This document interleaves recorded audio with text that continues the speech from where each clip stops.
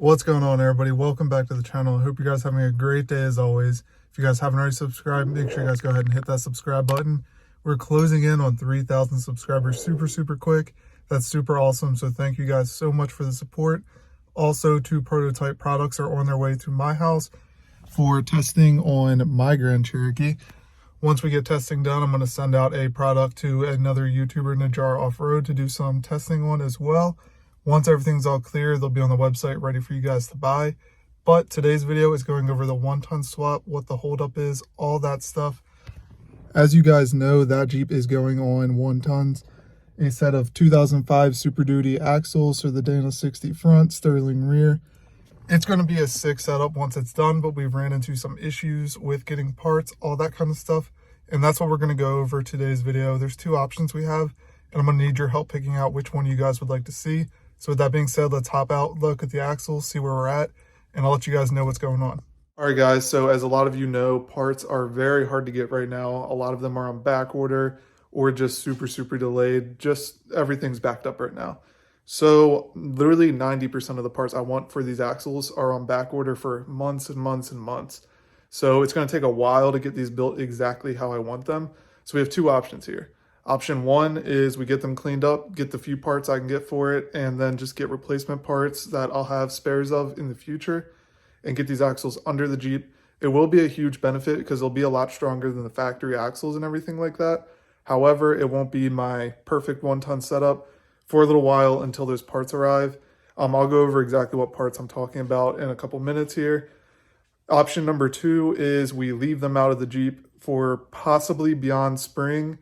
It depends on when the parts get here, and some of them there's really no like this is when you're going to get it. It's kind of just in the air. Nobody knows when they'll be able to be shipped or when they'll be able to be made. So really the only way it's going to be on 1 tons by the spring, I'm pretty sure, is if we put them under the Jeep with the few parts I can get, and then we'll upgrade the rest from there on out. There's a ton of parts. Some of the bigger parts actually are a little bit back ordered, so let's go over what parts I can't get right now. All right, so here's the axles. You guys have already seen these, I'm sure, but we have the Dana 60 front, which is the one I began working on. As you can see, started cutting off the brackets, cleaning it up a little bit. This bracket right here is actually miserable to cut off, but you know, we'll finish that up. I already have the truss actually from Artec that will make this bolt up underneath of the Jeep, so that shouldn't be an issue. Finish cleaning this up. I had to cut the center cast section back 2 inches. Once all the brackets are off, everything's cleaned up, ready to go. We'll begin welding that truss on and getting it set up. So technically the housing will bolt up underneath the Jeep, but the rest won't be ready. So the knuckles are going to be Reed Racing knuckles, same ones I have on my Wrangler. And I really like those, so I do want to put those on this Jeep. However, they're like a bunch of months out. I think my friend just waited 6 months to get his, and it's only worse now. And then after that is the Rcv shafts. As you guys can see, there's no shafts in this right now. So we're going to definitely have to upgrade that. I'll show you what I'm talking about on my Wrangler because that's the setup I have on there. Just a little bit smaller since it's not a Dana 60, but ignore the mess. But the Reed knuckles and the Rcv shafts, basically the strongest combination on that end that you can get in my opinion. I really like that setup, so that's what we're going to be running on this Jeep. So we can either go ahead and get different knuckles and chromoly shafts, or we can go ahead and wait. Let me know what you guys think down below. I can always get chromalies because I do want to have an extra set of those laying around in case I break something. We're not waiting while we wait through a warranty process. That way we can get right back on the trails. Locker, ring and pinion, that all should be fairly simple to get right now. Either going to go with ARB or like a Yukon air locker. Haven't decided yet. Waiting for my friend to get his air locker. But those should be fine front and rear to get. I should be able to find somewhere that has those in stock. But the front just needs like seals, bearings, all that stuff. Sometimes that stuff can be tricky to find, but hopefully that'll be all right. As far as the rear goes, the truss I want is out of stock, which is kind of a big deal because we won't be able to put this underneath the Jeep yet. This one will be a lot easier to clean up though because there's way less, as you guys can see. Just cut these off, trim up some other little things here and there, and it should be good to weld the truss on. Besides that, most of it seems like it should be fairly simple to get.